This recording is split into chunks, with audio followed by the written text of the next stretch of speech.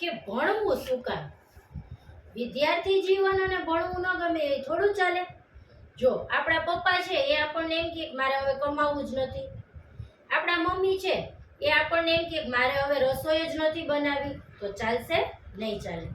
એવી જ રીતે આપણે નાના બાળકોને ભણવાનું, વિદ્યાર્થીનો સમય છે તો એમાં ભણવું જ જોઈએ, પણ એમ કે હવે મારે ભણવું જ નથી તો એ ચાલે નહીં. જીવન માટે ખૂબ જરૂરી છે. હવે ભણવામાં સૌથી પહેલા તો લખવું આપણને ગમતું નથી, કે મારે લખવાનું શું કામ, મારે વાંચવાનું શું કામ? તો જુઓ, ભગવાન છે આ બધી લખવાની ને વાંચવાની શરૂઆત કોણે કરી? હે ભગવાન! ઘણી વખત મનમાં એમ પ્રશ્ન થાય, નાના બાળકોને એમ જ થાય કે કાશ આ ભણવાનું હોત જ નહીં તો, કાશ લખવાનું હોત જ નહીં તો. આ બધા લાંબા લાંબા વાક્ય લખવાના અને આટલા આટલા મોટા મોટા પ્રશ્નના જવાબ બોલવાના, મોટી મોટી સ્ટોરીઓ યાદ રાખવાની, આ શબ્દ જ ન આવ્યા હોત, આ વાક્ય જ ન આવ્યા હોત તો ક્યારેય આવું ભણવાનું હોત જ નહીં. પણ આ ભણવાની શરૂઆત કોણે કરી? આ વાક્યની શરૂઆત કોણે કરી? તો કે વાક્યની શરૂઆત થઈ એ શબ્દમાંથી થઈ. શબ્દની શરૂઆત આલ્ફાબેટમાંથી થઈ, વર્ણમાંથી થઈ. તો પછી આ અક્ષર ક્યાંથી આવ્યા? ક ખ ગ ઘ એ બી સી ડી આવ્યું જ ન હોત તો? આ શું પ્રાઇમરી સ્ટાન્ડર્ડમાં છોકરાઓ આવે ને ભણવાનું ક ખ ગ ઘ ચ છ જ ઝ ય ટ ઠ ડ ઢ ણ ત થ દ ધ ન પ ફ બ ભ મ ય ર લ વ શ શ ષ ળ ક્ષ જ્ઞ. આ ગુજરાતીનો કક્કો એ તે કઈ ભણવાનું છે? ઇંગ્લિશ મીડિયમમાં જાય તો એને ABCD EF GH I J K L M N O P Q R S T U V W X Y Z આવું ભણવાનું. અને સંસ્કૃત હોય તો કચટ પ ખચટ પ ગજટ બ ગજટ બ અંગ્યાણા નામ જબૈયા ઘડે દસ જબ ઘડે દસ કબ છટ છટ આવું તે કઈ ભણવાનું હોય? પણ એવા એની પાછળની એક સ્ટોરી છે આખી, કે શંકર ભગવાન છે ને એ તમને ખબર હોય ને તો એ શું કરે? સૃષ્ટિનો શું કરે? વિનાશ. સૃષ્ટિનો વિનાશ કરે. બોલો, શું કરે શંકર ભગવાન? સૃષ્ટિનો વિનાશ કરે. અને કાં તો એ સૃષ્ટિનું સર્જન કરે. હવે આ તો શંકર ભગવાન જ્યારે પણ નૃત્ય કરે ને ત્યારે તાંડવ નૃત્ય કરે. પણ શંકર ભગવાને કયું નૃત્ય કર્યું? નટરાજ નૃત્ય. કૃષ્ણ ભગવાને કર્યું હતું ને સત સૃષ્ટિ તાંડવ, એને નટરાજ નૃત્ય કર્યું. એવું જ શંકર ભગવાને પણ નટરાજ નૃત્ય કર્યું. સત સૃષ્ટિ તાંડવ રચયિતા નટરાજ રાજ નમો નમઃ આપણે ઘણી વખત બોલીએ છીએ. આ શંકર ભગવાને નૃત્ય કર્યું અને નૃત્યમાં શું કર્યું? ડમરું વગાડ્યું. તો સંસ્કૃતમાં એક શ્લોક છે એના માટે, નૃતાવશાને નટરાજ રાજો નનાદ ઢક્કા નવ પંચવારમ.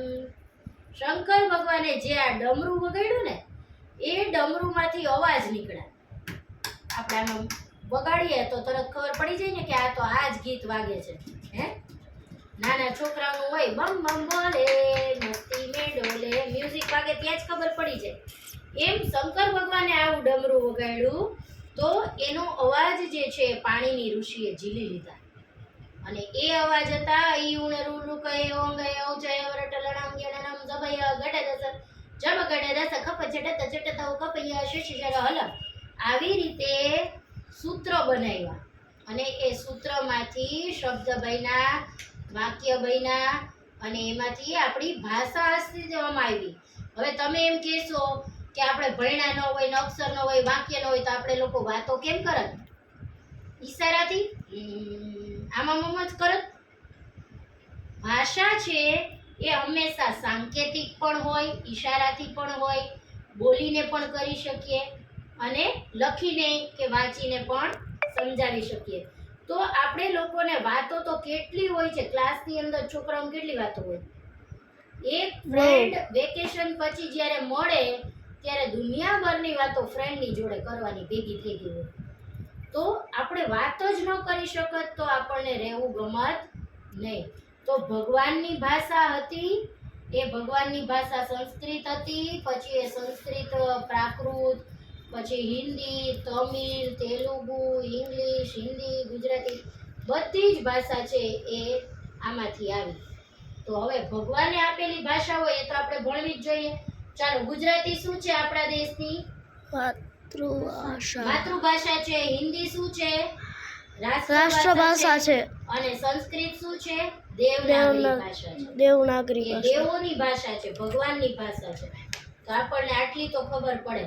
તો આવી રીતે ગુજરાતી, હિન્દી, ઇંગ્લિશ, સંસ્કૃત આ બધી જ ભાષા છે. અને હવે તો બધા ફ્રાન્સની ફ્રેન્ચ ભાષા પણ શીખે છે. તો ભાષાનું જીવનમાં મહત્વ છે. તો ખાસ ભાષા ભણવી જોઈએ. આ ભાષાની શરૂઆત જ ત્યાંથી થઈ છે. એટલે ઘણી વખત એક કવિતા કહેવાનું મન થાય, પહાડોને જંગલમાં ભટકું છું, પહાડોને જંગલોમાં ભટકું છું, કારણ સંસારની આંખોમાં ભટકું છું. હું બોલીશ જો તમે બોલાવશો, પણ પૂછશો ના સંસારની શરૂઆતથી. જે જતું રહ્યું એ જતું રહ્યું. શરૂઆતની વાત હવે ના હોય, પણ હવે જે છે એના ઉપર ધ્યાન દેવાનું. બરોબર? જે ભૂતકાળ છે, આપણે ભણ્યા નથી, વેકેશનમાં રખડ કર્યું છે, એ ભૂલી જવાનું. પણ હવે જાગ્યા ત્યારથી સવાર, સૂરજ ઉગ્યો એટલે સવાર પડી, આપણને ખ્યાલ આવ્યો એટલે હવે આપણે ભણવામાં ધ્યાન દેવાનું. ભગવાને આપણને સરસ આવી ભાષા આપી છે. ખાસ કરીને સંસ્કૃત ભાષા 6ઠ્ઠા ધોરણથી વિદ્યાર્થીઓને આવે છે. તો એ ભાષા વિશે ખાસ માહિતી મેળવવી જોઈએ, જાણવું જોઈએ. તો ભગવાન રાજી થાય, સરસ્વતી દેવી આપણા ઉપર રાજી થાય. Thank you.